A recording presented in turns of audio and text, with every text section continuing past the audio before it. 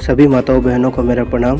जिसने भी ऊप छठ का व्रत किया है उसे ऊप छठ की कहानी, ऊप छठ की जो व्रत कथा है वह ज़रूर सुननी चाहिए।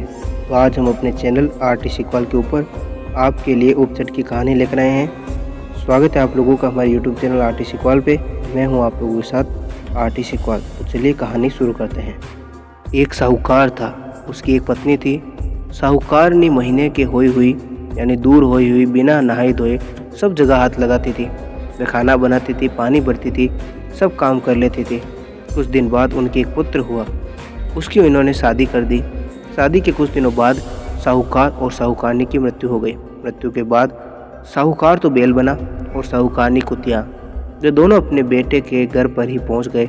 बेटा बैल से खूब काम लेता था, दिन भर खेत में जोतता और कुएं में से पानी निकलवाता। कुतिया उसके घर की रखवाली करती थी।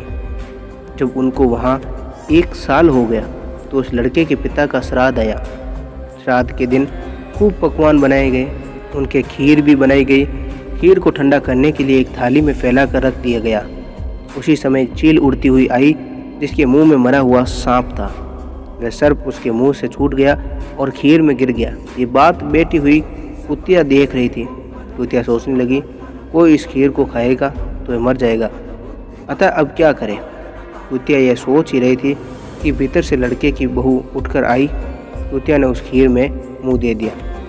जब लड़के की बहू ने देखा कि कुतिया ने उस खीर में मुंह दे दिया तो डंडा लेकर कुतिया के पीछे भागी और उसकी पीठ में एक डंडा ऐसा मारा कि कुतिया पीठ की हड्डी टूट गई।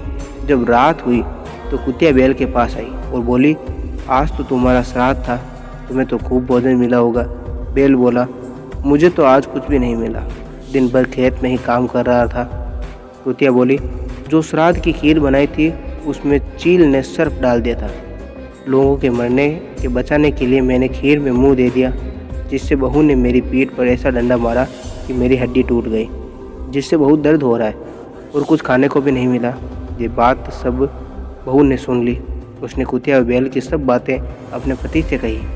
तब लड़के ने ज्योतिषियों को बुलाकर पूछा कि मेरे माता पिता किस योनि में हैं। तब ज्योतिषी ने कहा, तुम्हारे जहाँ बैल है वह तुम्हारे पिता है और जो तुम्हारी कुतिया है वह तुम्हारी माँ है। लड़का बोला, इनका उद्धार कैसे हो। पंडितों ने कहा, तुम अपनी कुंवारी लड़की से ऊप छठ का व्रत भादोबदी छठ को करवा दो। जब वो अर्घ देवे तब यहाँ से पानी गिरे वहाँ इन्हें खड़ा कर देना, इससे इनकी ये योनि छूट जाएगी। मेरी माँ को अपने कर्मों के कारण ये योनि मिली है। साहूकार के लड़के ने अपनी लड़की से व्रत करवाया। अर्घ का पानी बहकर छत की नाली से जहाँ गिरा वहाँ उन्हें खड़ा कर दिया। इससे उन दोनों को मोक्ष मिल गया। हे ऊप छठ माता, उनको मोक्ष दिया वैसा हमारे भी करना, किंतु जैसा दोष उन्हें लगा वैसा दोष किसी को मत लगाना।